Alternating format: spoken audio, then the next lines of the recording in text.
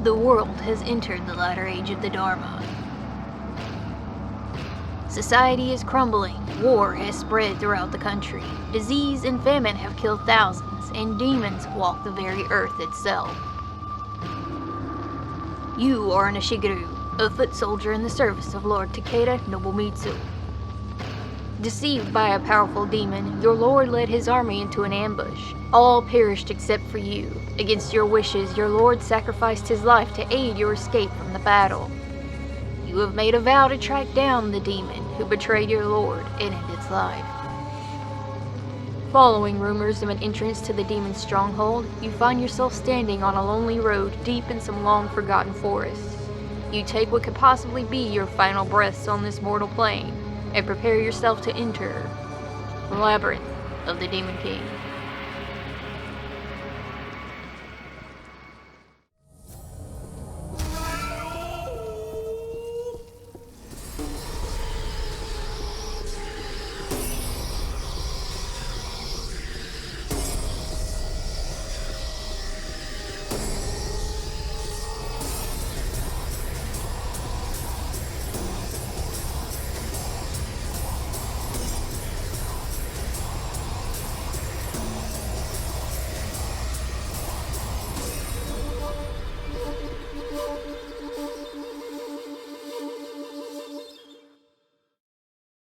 Developed by J.R. Hidepol and published by Top Hat Studios, Labyrinth of the Demon King is a feudal Japan Kingsfield-esque tour of the Buddhist hells.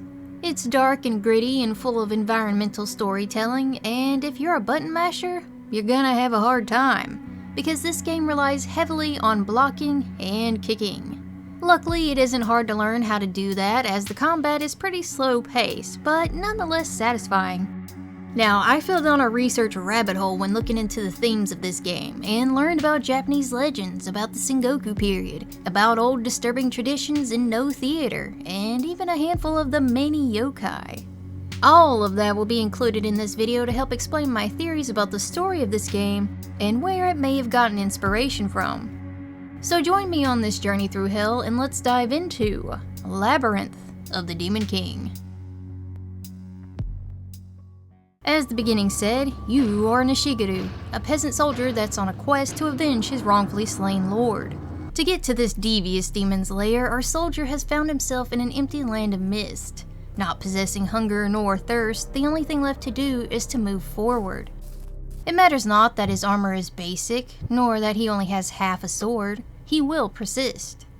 This lonely road cuts through a fog-shrouded forest and leads to a cave entrance where you must pass through a torii gate to enter, signifying that you're leaving the land of man and journeying to the realm of the underworld. Be it Judgment or Hell or somewhere else altogether, he definitely ain't in Kansas anymore. Deep within this cave lies a large open cavern that holds a shallow underground river, which ferries its fetid waters to some unknown destination. Our soldier, however, will be going another way, for there's an old rope and a bucket hanging from the cavern ceiling, which will lead to the top side. This well leads to the grounds of an old castle where our hero can observe the rotting remains of what used to be a beautiful setting. In the moldering buildings, our soldier finds evidence that something is very wrong here. A trail of blood leads to a rusty katana stuck in the wall and part of a soldier's journal. I made it to the gatehouse, but someone has boarded up the exit. I tried to pry off the boards, but I have no strength left. I can't even remove my katana from the wall. Something moving upstairs. Need to be quiet. So hungry, weak, can barely move. I don't know what to do. If you're reading this, there is no hope for me. There is no hope for you. Give up. It's not worth the struggle. The note holds a grim tone and seems to imply that something terrible was happening within these castle grounds. Those whom resided here were trapped and could not escape. In the intro, it mentioned that this is currently the latter age of the Dharma, an age marked by a significant decline and corruption of the Buddhist teachings, an era characterized by moral chaos, strife, and diminishing spiritual understanding, leading to a world ripe for demons to roam. It seems that not even a lord's stronghold could keep the wicked world from affecting its occupants, and could in turn be the prison to hold them. At the center of these grounds is a giant dead tree, where our hero will find that he isn't the only soul here.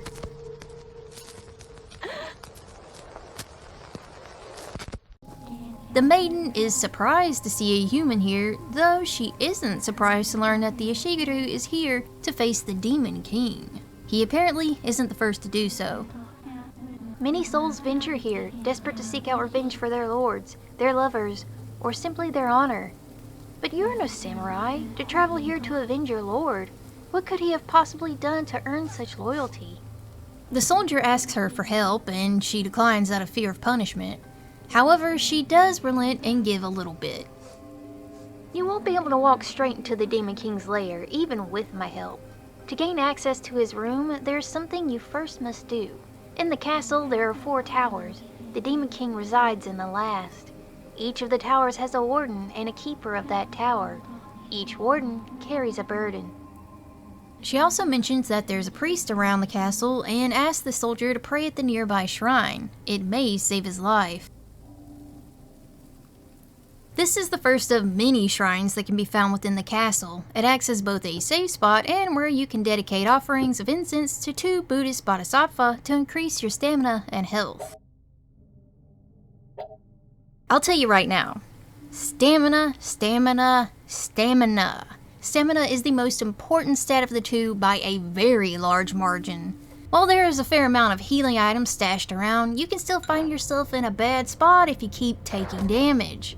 Upgrade that stamina and you'll get hit less, and you yourself can hit more.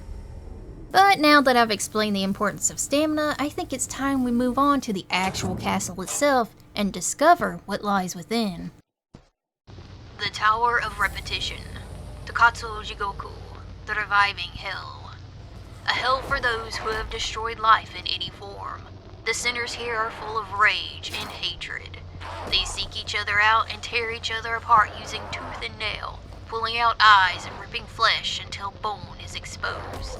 Afterwards, the wardens of this hell come and use great iron rods to beat the sinners until they are nothing but piles of broken bones and mangled flesh. Thereafter, a chilling wind will blow through the realm while a voice from the sky cries out, "Revive! Revive!" And the sinners will be restored to their former shape and begin the torture again. It may have been foggy and rainy outside, but it looks a far sight more appealing than the dank dinginess of the interior. This place looks like corruption personified, or houseified, I guess. Castleified? Whatever. However, worse than that will be the first encounter the Ishigaru has within these walls. These faceless creatures are as hostile to each other as they are to the soldier. Fighting to the death with any weapon they can find, even if that includes a single fist, is all they do. For this is the first stop on the tour of Buddhist hell, the Reviving Hell, hence the name, the Tower of Repetition. Here, our soldier will learn a little bit more about the history of this castle and the denizens currently calling it home. While exploring the ground floor of the palace, our hero will find someone stuck inside the pantry that one of these sad humanoids is, banging on. Hey buddy, can you help me out here? That darn cat trapped me in here. Wants to eat me. He says he's a blacksmith, which could be very beneficial to the soldier considering his only weapons are broken or rusted. However, to get the key, he must find the cat. That part isn't particularly hard, as this cat can be found on the 2nd floor. We'll find her stripping flesh from one of the creatures to be used in its, delectable recipes. As you can see, this is no mere cat. While it is cat-like, it's most certainly a yokai.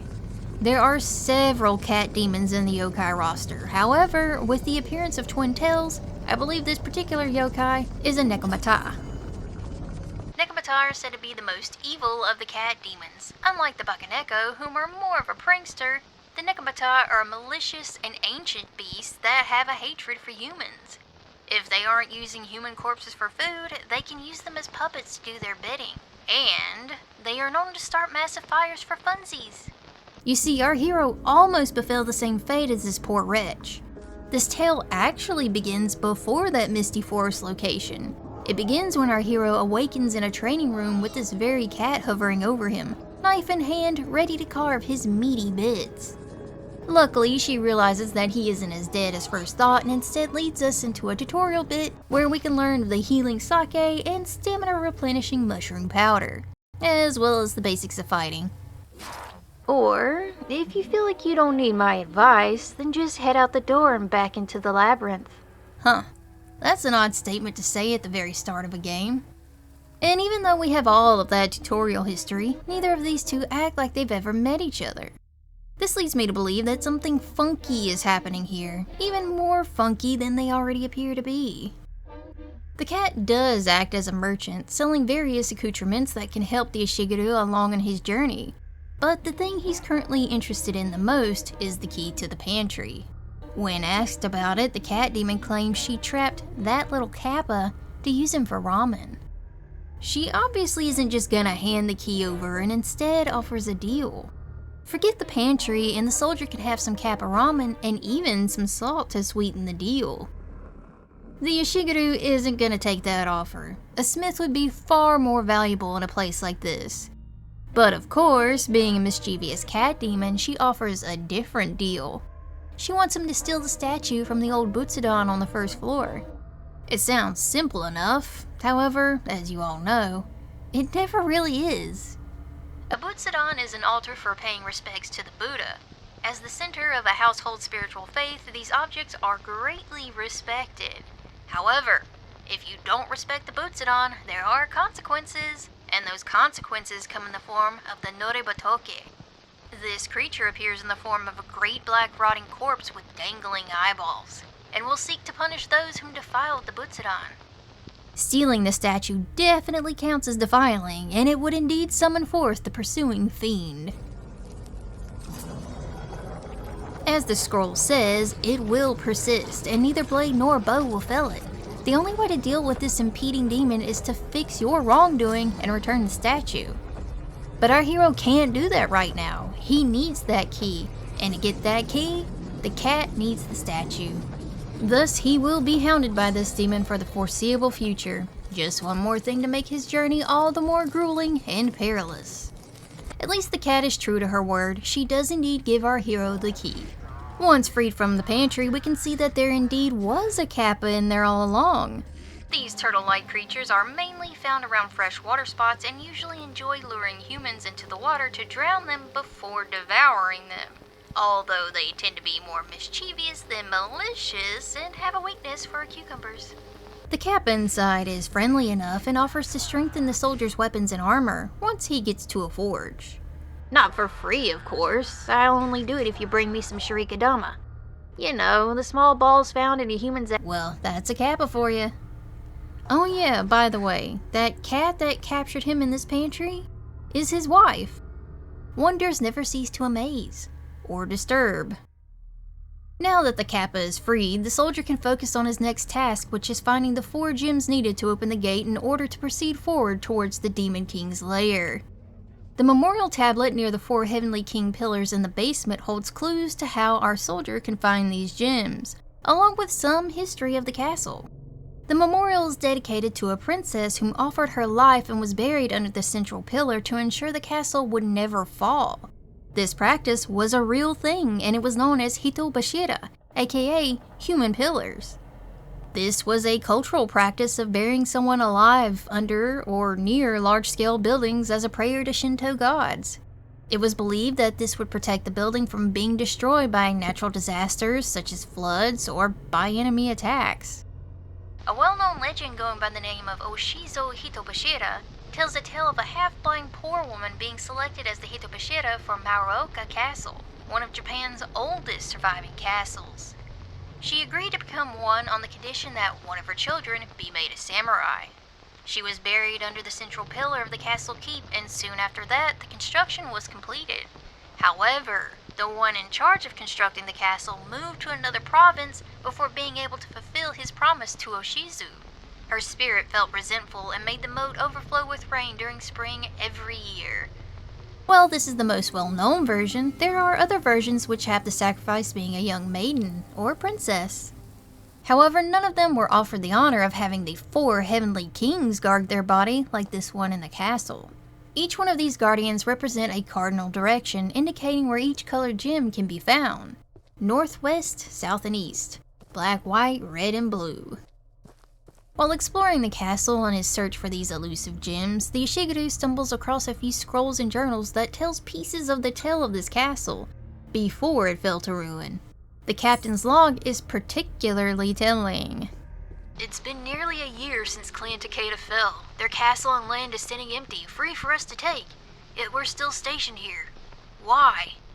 Our lord spends all his time either making changes to this place or in his chambers with that boy. I fear one of the other clans will soon move in unless someone does something soon.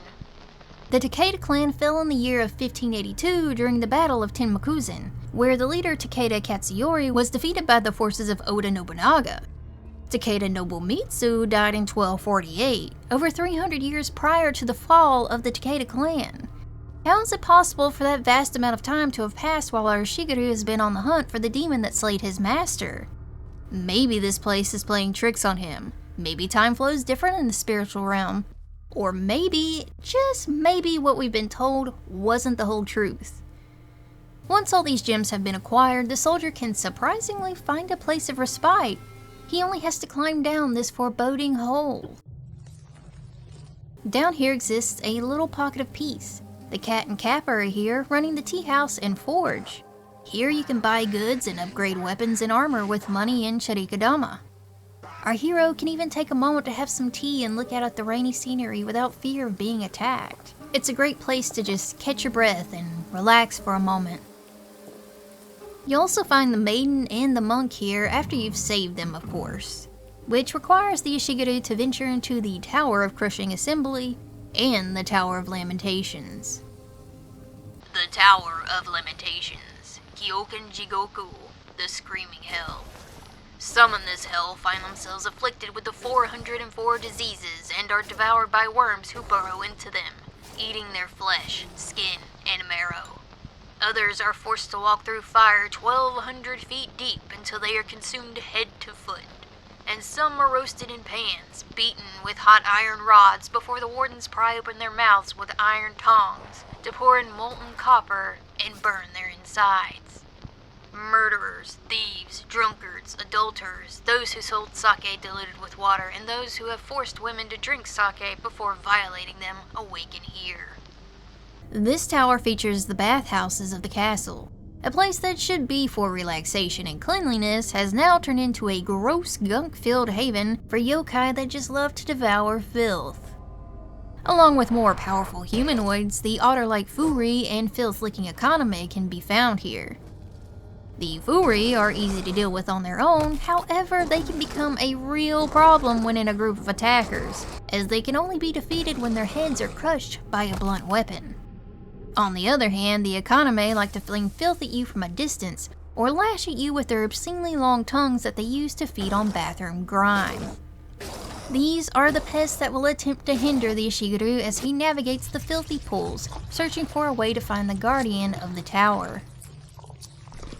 The soldier already possesses both the wooden blue coin, which he's had on him since the beginning, and the red coin, which he picked up after defeating the Tower of Repetition's guardian, the Abume, which is one of the most tragic yokai our hero can encounter in this awful place.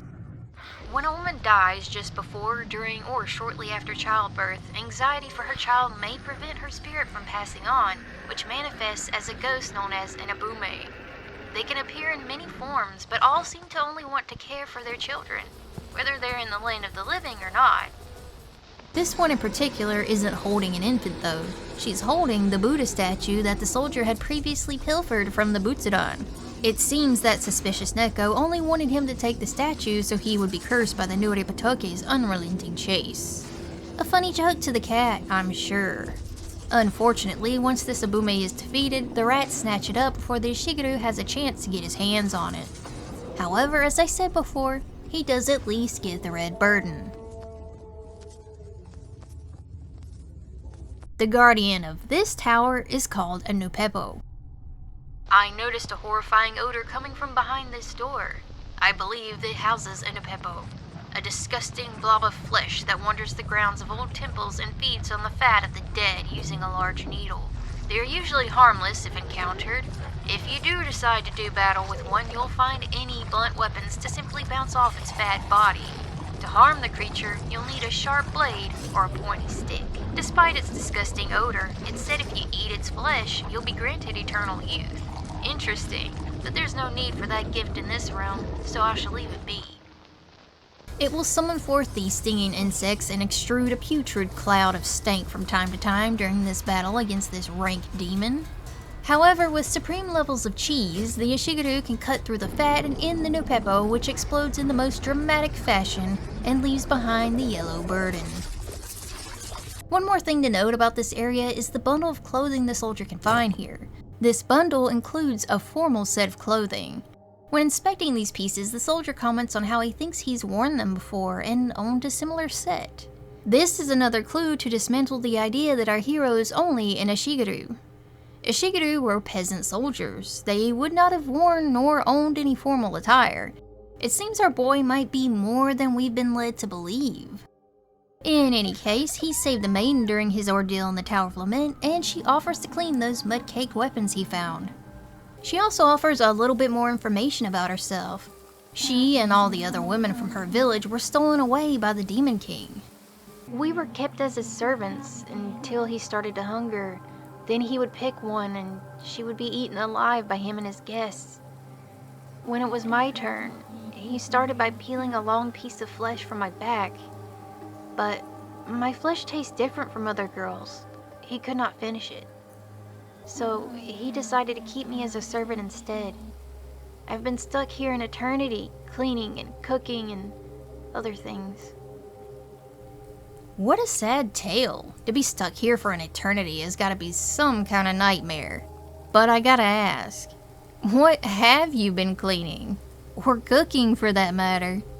Perhaps this will all make a little more sense once we've gotten the last burden and finally faced the Demon King himself. Which means our maybe not Ishigaru needs to head to the Tower of Crushing Assembly. The Tower of Crushing Assembly. Shugo Jigoku, the Crushing Hell. Many punishments await the murderers, thieves, and adulterers sent to this realm. Sometimes the sinner is tied to a large rock, while another large rock is placed above them. The rock is slowly lowered, crushing the sinner. Unable to die, they feel everything. Other times, the sinner will find themselves in a forest of trees where the branches are sword blades. They look to the top of the trees where they see the one they love. They climb the trees, slicing and mangling their flesh. When they reach the top, their lover will no longer be there, but upon the ground. They climb back down, and this repeats over and over. This tower features the third Buddhist hell and is fashioned to be a prison tower of the castle. Here, Gaikotsu yokai will attempt to wreck our hero's shit. They are possibly the remnants of the victims of the previous lord and cannot easily be felled with sword or bow. Blunt weapons are the way to deal with these bone boys. It seems that this mad lord had imprisoned over 100 civilians in this tower. It's no wonder this place is so grim and dark. The negative energy here must be off the charts. Anyway, the bigger question is, what could drive a man to be so cruel? According to some of those notes, he spent time with a boy described as very odd. This boy could have been one of his pages or had some other similar role. It seems to imply that the Lord had a not-so-savory relationship with this boy, which in long ago eras was not an uncommon thing. However, the monk's notebook seems to further imply that the boy might not be just a boy. There are rumors the ruler here lays with a demon. I can't confirm if those are true, but one of the boys he keeps in his court is very odd. I've often seen him wandering the castle halls, muttering incantations to himself. He has some strange fascination for this place, and it almost seems like he dreams of making it his own. Perhaps this ruler's madness wasn't his own doing, or perhaps it was. We're getting more pieces to the puzzle, but we have yet more to discover. Aside from the skeleton yokai, there are also the rat-like Tesso and the dreaded Onryo. While the rats are dealt with much the same as any other enemy, the Onryo is nothing to be trifled with. You cannot kill them, only incapacitate them or banish them for a short amount of time. The best thing to do when encountering these vengeful spirits is to run. These vengeful spirits are unpleasant but expected in a place with a history like this tower. One of the most dangerous type of ghosts, they are the souls of the dead wronged in life. They're capable of causing harm to the mortal world and even killing humans. If the Gaikotsu are the village victims, then the Onryo are the monks that were put to death in this tower. In the monk's previous notes, he wrote that the shogunate, which was a military government that existed from the late 12th century until the late 19th century, had sent 5 monks to this province before him, and none have returned. One can only imagine the kind of death they faced to be turned into such a vicious yokai. This hell prison also holds the Buddha statue that the Yoshigaru needs to return to the Butsuden if he ever wants that dangly-eyed monster to leave him be. He'll have to cut down a few rats to get to it, but before that, he'll have to deal with the Tsuchigumo, a very Silent Hill 3-esque looking monster. If you know, you know. And now you know. Lucky for this monk that our hero came by to defeat the giant spider before he could be eaten. This monk claims that he is here to heal the blight on the land, however... I can't remember what I was gonna say. The Demon King can't best me in fair combat, so instead he uses his magic to befuddle me and keep me lost. However, he believes in our hero and quickly scampers off to the tea house where we'll be able to find him and buy talismans from him. Now, we've come to the last guardian, the jailer. With horns atop his head and a body bag used as an improvised club, this guy is most certainly a type of Oni. This ogre demon is known to inhabit caves, abandoned fortresses, and hell amongst other locations. They are large and intimidating, possess extreme strength and ferocity. They are the bringers of disaster, spreaders of disease, and punishers of the damned in hell. Oni are born when truly wicked humans die and end up in one of the many Buddhist hells. Occasionally, when a human is so utterly wicked that his soul is beyond redemption, he transforms into an Oni while still alive. He then remains on Earth to terrorize the living. However, no matter the strength, the size, or the wickedness, the jailer still falls to our hero's blade and drops the green burden, the last one he needs in order to open the way to the Demon King. As the pedestal requests, he lays down each of the 4 burdens and the way to the Tower of No Interval opens. The Tower of No Interval. Mugen Jigoku, the hell of uninterrupted suffering. Those who have committed the 5 crimes, denied the law of karma, made light of the Mahayana doctrine, committed the 4 cardinal sins, or received alms without making any returns, are doomed to this hell. The torments in this hell are so severe and evil, I cannot write them down. This hell is the last and the worst of the 8 Buddhist hells. Only those whom are the worst of the worst make it to this place, and the punishments are so severe that they literally cannot be described. To even try would straight up cause you to die in horror.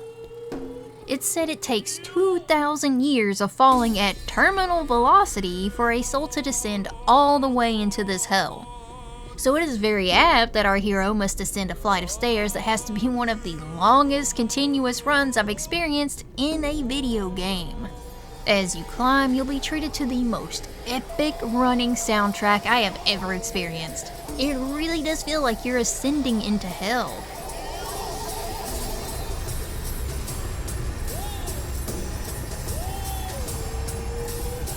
Interestingly, this is what's known as a kakegoi and is used in kabuki theater to signal a dramatic climax. That's not the last of the theater references, however. Once our hero has reached the top where the Demon King's true lair lies, we can see the foe in question stands on a traditional no-theater stage. Interesting how the Demon King is standing on a stage fit for classical Japanese drama. And when approached, he says these lines. Oh, you made it here. It's been a long time since anyone has. There was once a time where many a mortal would stand where you are now. But now, well, few will ever find their way here. Not in this age, anyway. Now you stand before me. What will you do, little pup? You still carry that blade, the other half still embedded in your master. Do you hope to cut me down with it a second time? Or do you wish to submit and offer your body to me? No, you seek violence. I can see it in your eyes. Well, I think we've spoken enough. Let us begin. After his dialogue, the battle is on. The maybe probably not Ishiguro fights the Demon King with his repaired Chrysanthemum sword. As it should happen, the hero defeats the demon, lopping his head clean off his body. However, the Demon King has one more trick left in his bag. The decapitated head reveals a monstrous mouth and lunges at the hero, and then all goes black. When sense returns again, the hero is in a familiar place. Running water greets his ears and he begins to follow the river towards the cave opening. And at the end is peace. Is this the land of the living? Is this nirvana? I guess it's whatever you want it to be. However, New Game Plus calls for us and our soldier to experience this hell all over again. Before I dive into that and the little extra bits it adds, let's discuss this whole ending act and what it means for the entirety of the story. Starting with when the Ishiguro enters the room at the top of the tall tower to confront the Demon King, we see a stage. I mentioned that this was a traditional no theater stage. This classical type of drama focused on performing its plays the same way every single time with no divergence. It heavily represents the theme of repetition. A phrase and a theme that we have experienced over and over again throughout this journey. Did that opening scene not seem like an introduction to a play now that we have this context?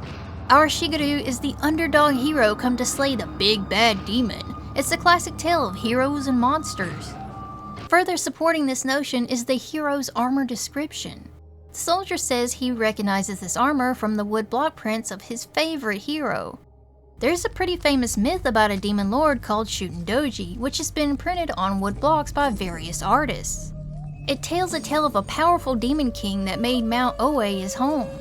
When a perplexing amount of noble virgins mysteriously started to disappear, the imperial court summoned one of their most powerful warriors to put a stop to these abductions.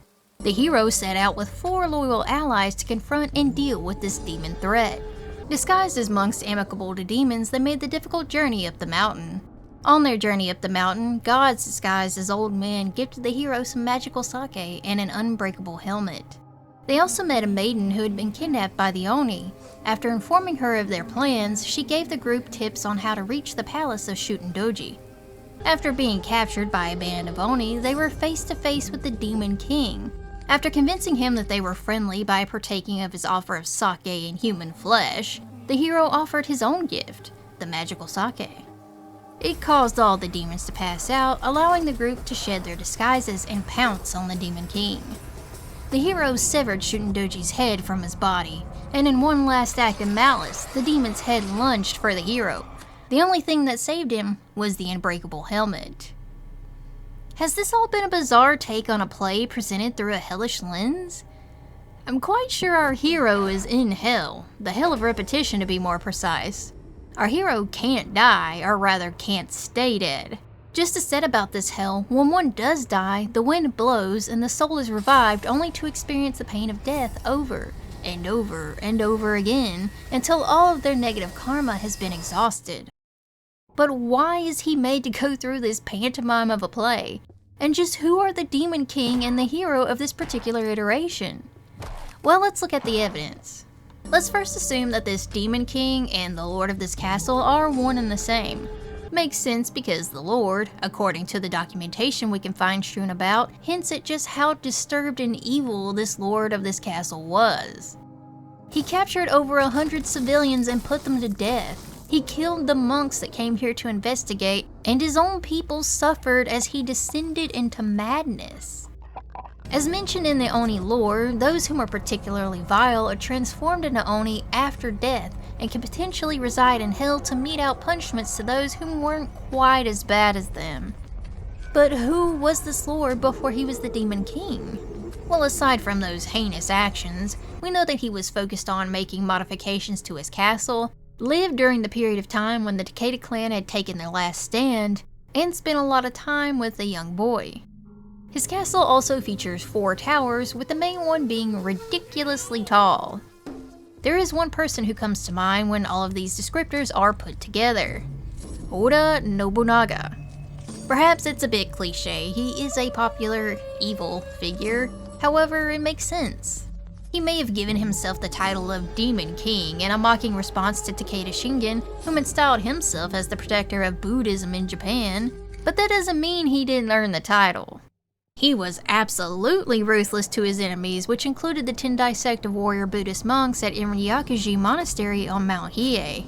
Oda put the temple complex to the torch and turned the mountainside into a killing ground, as men, women, and children were slain.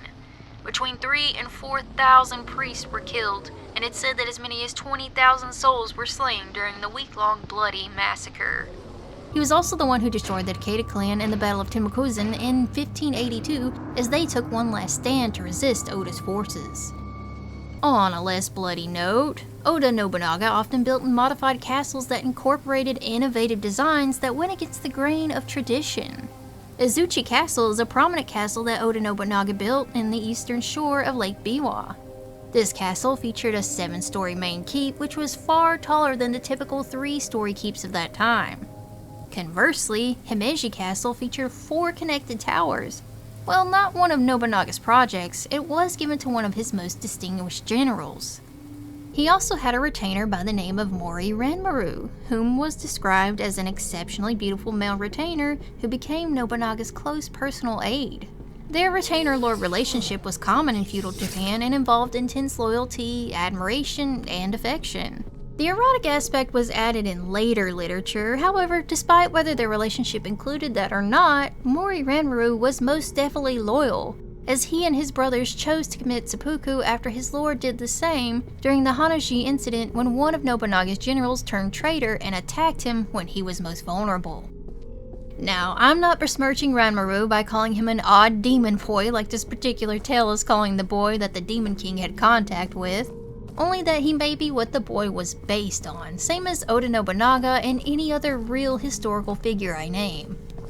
Speaking of the demon boy, I believe our two-tailed friend has something to do with that. After all, Nekomata can make themselves look human, although sometimes they act a little weird.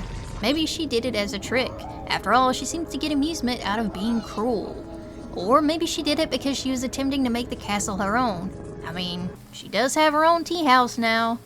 Who really knows why she does what she does? She just seems to love chaos.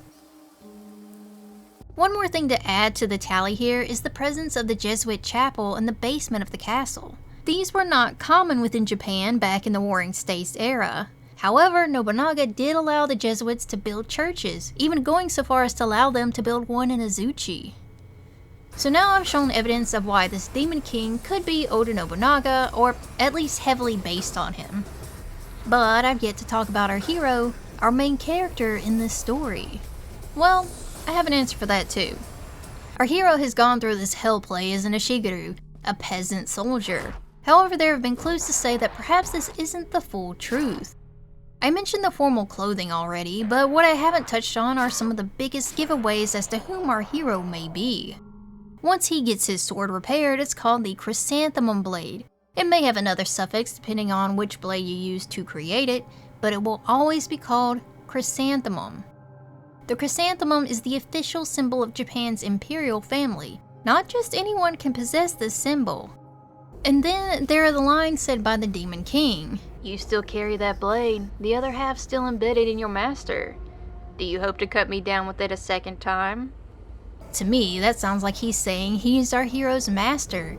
That either our hero slew him once before with said blade, or our hero came into possession of the blade that slew him. Who would Oda Nobunaga claim to be the master of in this instance? Which of his generals were once a peasant soldier and a Ashigaru? Which one of his generals rose through the ranks to become the first peasant born to achieve the rank of Kenpaku or Imperial Regent?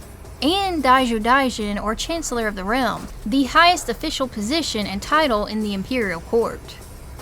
Whom of Oda Nobunaga's samurais took a great interest in no theater, to the point that he memorized the lead role of 10 plays, which he then performed and forced various daimyo to accompany him on stage to play the secondary roles, and even performed before the emperor, who was one of the generals to lead the charge against Nobunaga's traitorous general Akechi Mitsuhide, who was the one who resided and worked on the four-tower Himeji Castle.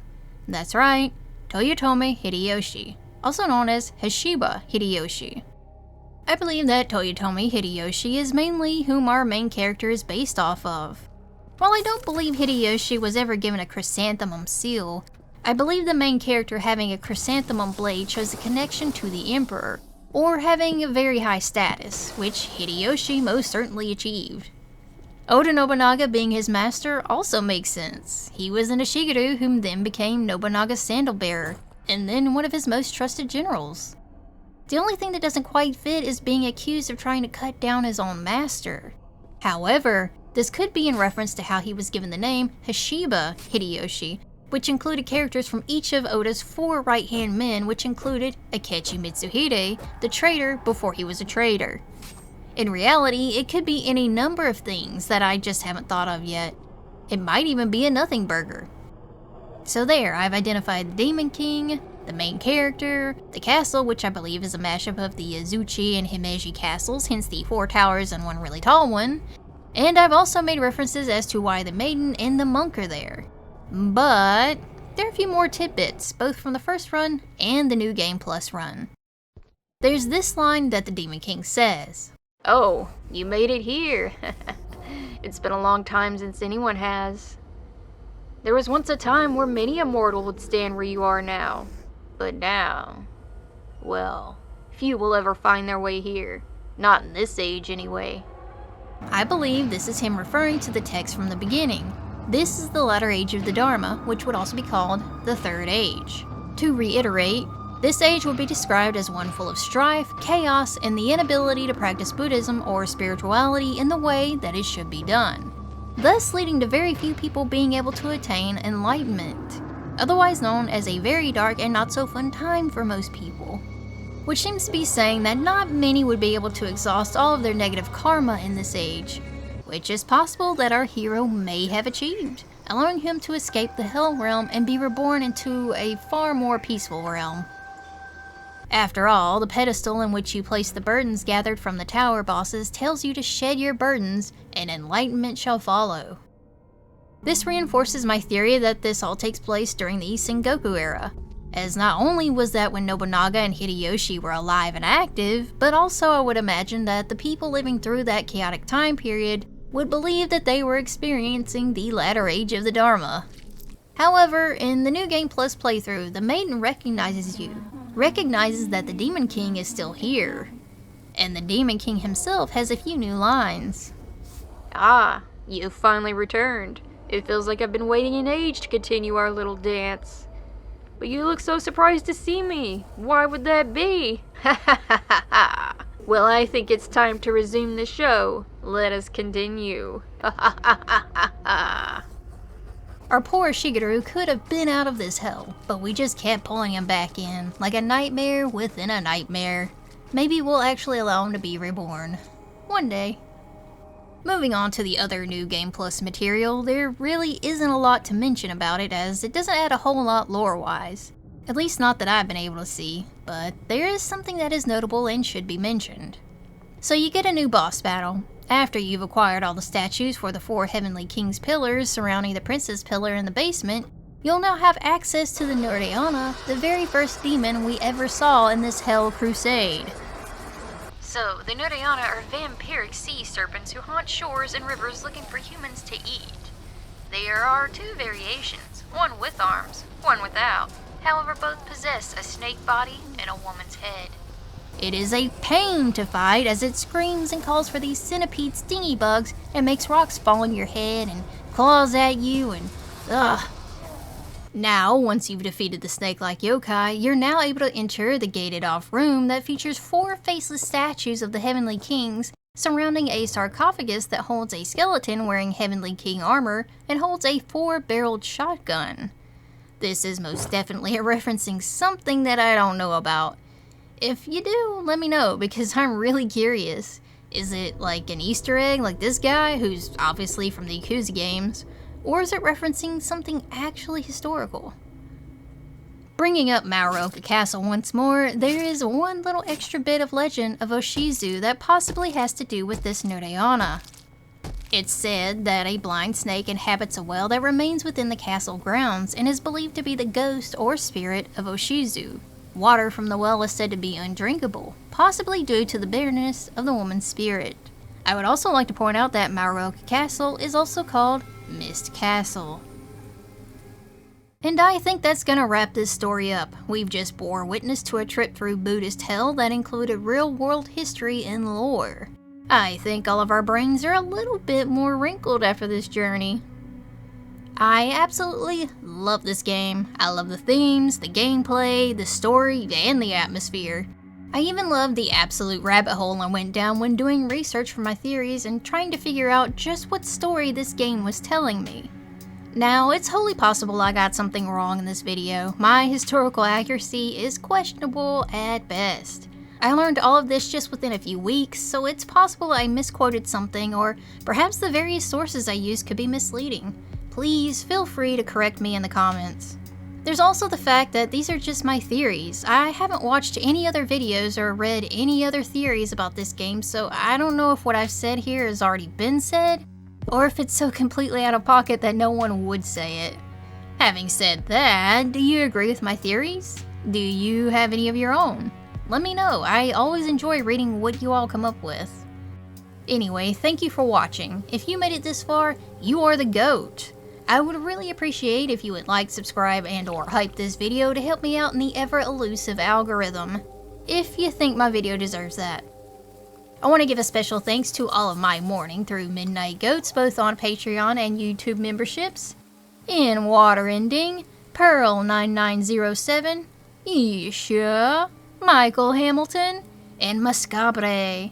Thank you all so much. You really do help in keeping this channel running. And I'll see you again on The Midnight Goat.